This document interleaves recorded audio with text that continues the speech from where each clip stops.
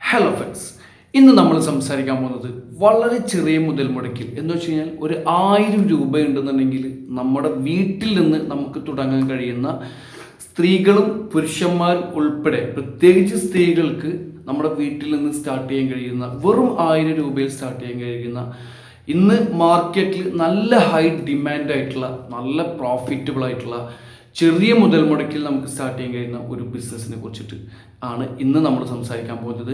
മറ്റൊന്നല്ല, മെഴുകുതിരി ബിസിനസ്സിനെ കുറിച്ചിട്ട്, ക്യാൻഡിൽ നിർമ്മാണ യൂണിറ്റിനെ കുറിച്ചിട്ടാണ് ഇന്ന് നമ്മൾ സംസാരിക്കാൻ പോകുന്നത്.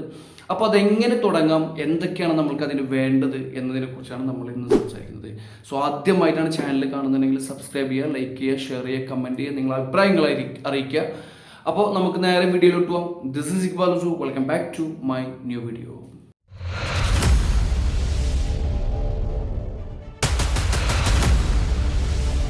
അപ്പോൾ എങ്ങനെയാണ് നമ്മൾക്കൊരു ക്യാൻഡിൽ നിർമ്മാണ ബിസിനസ് സ്റ്റാർട്ട് ചെയ്യുക എന്നുള്ളതാണ്. പ്രത്യേകിച്ച് ഈ ഒരു ബിസിനസ് രീതി എന്ന് പറയുന്നത് സ്ത്രീകൾക്കാണ് ഒന്നുകൂടിയും.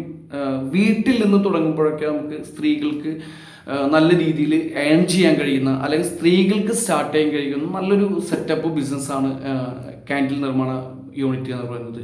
അതേപോലെ തന്നെ പുരുഷന്മാർക്ക് ചെയ്യാൻ കഴിയില്ല എന്നല്ല, പക്ഷേ പുരുഷന്മാർക്കും ചെയ്യാം. അത് വീട്ടിൽ നിന്നും ചെയ്യാം. അല്ല എന്നുണ്ടെങ്കിൽ അതിനെ കുറച്ചുകൂടി പ്രൊഫഷണൽ യൂണിറ്റ് സെറ്റ് ചെയ്തുകൊണ്ട്, കുറച്ചുകൂടി ഹെവി യൂണിറ്റ് സെറ്റ് ചെയ്തുകൊണ്ട്, കുറച്ചുകൂടി ഫണ്ടൊക്കെ ഇൻവെസ്റ്റ് ചെയ്ത്, ചെറിയ രീതിയിലുള്ള ഫണ്ട്, അതും നമ്മൾക്ക് ഇപ്പോൾ ഒരുപാട് ഫണ്ടൊന്നും ഇൻവെസ്റ്റ് ചെയ്യേണ്ടി വരില്ല. ഒരു ചെറിയ രീതിയിലുള്ള ഒരു ഫണ്ട് ഇൻവെസ്റ്റ് ചെയ്തുകൊണ്ട് നമുക്കൊരു റൂമൊക്കെ എടുത്ത് ഒരു 10-500 സ്ക്വയർ ഫീറ്റ് ഏരിയ ഒക്കെ എടുത്തുകൊണ്ട് നമുക്ക് കുറച്ചുകൂടി വൈഡ് മാർക്കറ്റ് ക്യാച്ച് ചെയ്യുന്ന രീതിയിൽ നല്ല ഹെവി ആയിട്ട് നമ്മൾക്ക് മാനുഫാക്ചർ ചെയ്തുകൊണ്ട് വ്യത്യസ്തമായിട്ടുള്ള മോഡൽസും വെറൈറ്റീസൊക്കെ നമുക്ക് ഇറക്കിക്കൊണ്ട് മാർക്കറ്റിൽ നല്ലൊരു ബ്രാൻഡ് നെയിം ക്രിയേറ്റ് ചെയ്തെടുക്കാൻ കഴിയും. പ്രത്യേകിച്ച് ഇപ്പോൾ നമ്മൾ സംസാരിക്കാൻ പോകുന്നത് വെറും ഒരു 1000 രൂപ ഉണ്ടെന്നുണ്ടെങ്കിൽ നമുക്ക് സ്ത്രീകൾക്ക്, നമ്മൾക്ക് അല്ലെങ്കിൽ പുരുഷന്മാർക്കാണെങ്കിൽ പോലും നമ്മൾക്ക് ചെറിയ രീതിയിൽ തുടങ്ങാൻ നമുക്ക് വീട്ടിൽ നിന്ന് സാധിക്കും. അപ്പോൾ അതിനെന്തൊക്കെയാണ് നമ്മൾക്ക് വേണ്ടതെന്നുള്ളതാണ്. അപ്പോൾ ആദ്യമായിട്ട് നമ്മൾക്ക് ഇതിന് വേണ്ട റോ മെറ്റീരിയൽസ് എന്തൊക്കെ നോക്കാം. നമുക്ക് 1000 രൂപയാണല്ലോ നമ്മൾ തുടങ്ങാൻ ഉദ്ദേശിക്കുന്നത്. അപ്പോൾ നമ്മൾക്ക് ഇതിന് വേണ്ട റോ മെറ്റീരിയൽസ് എന്തൊക്കെയാണെന്ന് നോക്കാം. ആദ്യമായിട്ട് ഇതിന് വേണ്ട എന്ന് പറയുന്നത് ഇതിൻ്റെ മെഴുക് മേടിക്കലാണ്, വാക്സ്. ഈ വാക്സ് നമുക്ക് ഇതെല്ലാം റോ മെറ്റീരിയൽസും, ഈ പറയുന്ന എല്ലാ റോ മെറ്റീരിയൽസും നമുക്ക് ഇന്ന് മാർക്കറ്റിൽ അവൈലബിൾ ആണ്. ഇതിന് വേണ്ടിയിട്ട് നമ്മൾ ഒരുപാട് അങ്ങോട്ടും അലയേണ്ട ആവശ്യമൊന്നും വരില്ല. ഇതൊക്കെ നമ്മുടെ തൊട്ടടുത്തുള്ള നമ്മുടെ ടൗണിലുള്ള പല ഹോൾസെയിൽ ഷോപ്പുകളും ഇതിൻ്റെ എല്ലാ റോ മെറ്റീരിയൽസും അവൈലബിൾ ആണ്. അപ്പോൾ എന്തൊക്കെയാണ് അതിന് വേണ്ടി വരുന്നത്? ആദ്യമായിട്ട് മേടിക്കേണ്ടത് നമ്മൾ വാക്സ് മേടിക്കണം. എന്ന് വെച്ച് കഴിഞ്ഞാൽ മെഴുക് വാക്സ് നമ്മൾ മേടിക്കണം. അതേപോലെ തന്നെ നമ്മൾക്ക് മേടിക്കേണ്ടത് ഒരു സാധനമാണ്, റോ മെറ്റീരിയൽസ് ആയിട്ട് മേടിക്കേണ്ട സംഭവമാണ് ഇതിൻ്റെ തിരി. നമ്മൾ ഇതിന് തിരിയായിട്ട് ഉപയോഗിക്കുന്ന കോട്ടൻ്റെ തിരി.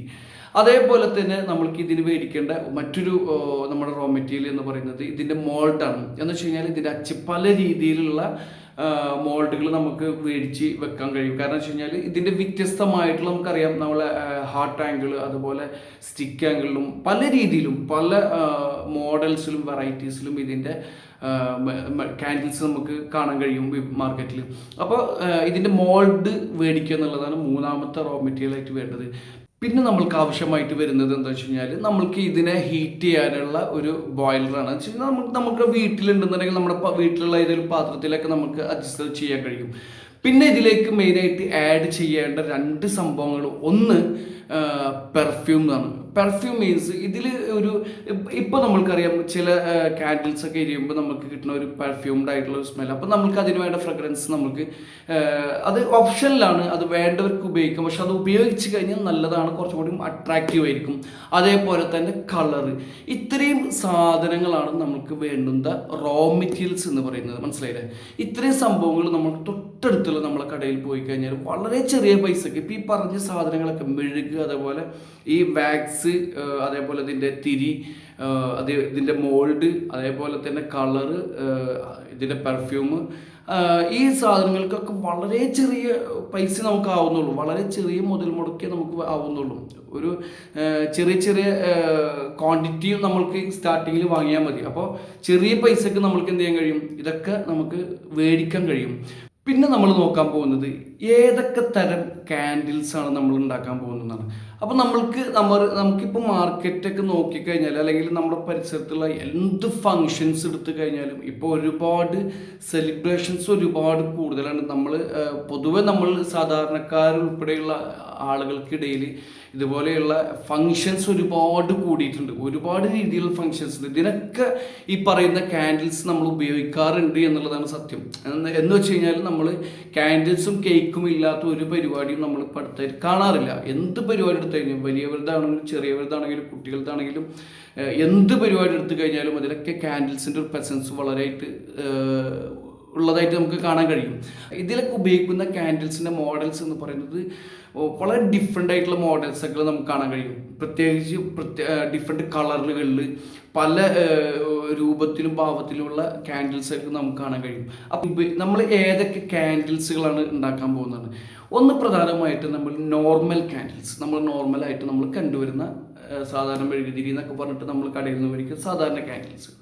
രണ്ടാമതായിട്ട് വരുന്നതാണ് പെർഫ്യൂംഡ് ക്യാൻഡിൽസ്. നമുക്കറിയാം ചില ക്യാൻഡിൽസുകളൊക്കെ കത്തുമ്പോൾ നല്ല സ്മെല്ല് നമുക്ക് ഫീൽ ചെയ്യും. പരിസരം മൊത്തം ആ അതിൻ്റെ സ്മെല്ല് ഏകദേശം നല്ല ഏരിയയിൽ നല്ലൊരു പെർഫ്യൂംഡ് നമുക്ക് ഫീൽ ചെയ്ത് കിട്ടും. അതേപോലെ തന്നെ മൂന്നാമത്തെ ഒരു ക്യാൻഡിൽ ടൈപ്പാണ് നമുക്ക് ജെൽ ടൈപ്പ് ക്യാൻഡിൽസ്. എന്ന് വെച്ച് കഴിഞ്ഞാൽ നമ്മൾ ഗ്ലാസ് കപ്പിലൊക്കെ നമ്മൾക്ക് ഉണ്ടാക്കി വരുന്ന ക്യാൻഡിൽസ്. പിന്നെ വരുന്ന ഒരു ക്യാൻഡിൽസാണ് ടീ ലൈറ്റ് ക്യാൻഡിൽസ് എന്ന് പറയുന്നത്. അതേപോലെ തന്നെ മറ്റൊരു ക്യാൻഡിലാണ് ഡിസൈനർ ക്യാൻഡിൽസ് എന്ന് പറയുന്നത്. ഇതെല്ലാം ഡിഫറെൻറ്റ് ക്യാൻഡിൽസ് ആണ്, പെർഫ്യൂംഡ് ക്യാൻഡിൽസ് ആണ്. ഇതെല്ലാം പ്രത്യേകമായിട്ടുള്ള വെറൈറ്റി കളറുകളിലാണ് നമ്മൾ ഈ ക്യാൻഡിൽസ് ഒക്കെ ഉണ്ടാക്കിയെടുക്കുന്നത്.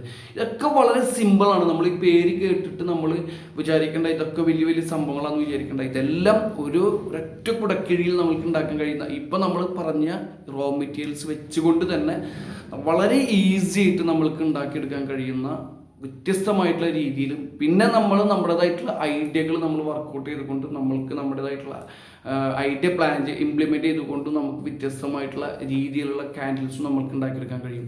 അപ്പോൾ ഇത്തരം ക്യാൻഡിൽസുകളാണ് നമ്മൾക്ക് ഉണ്ടാക്കാൻ കഴിയുക.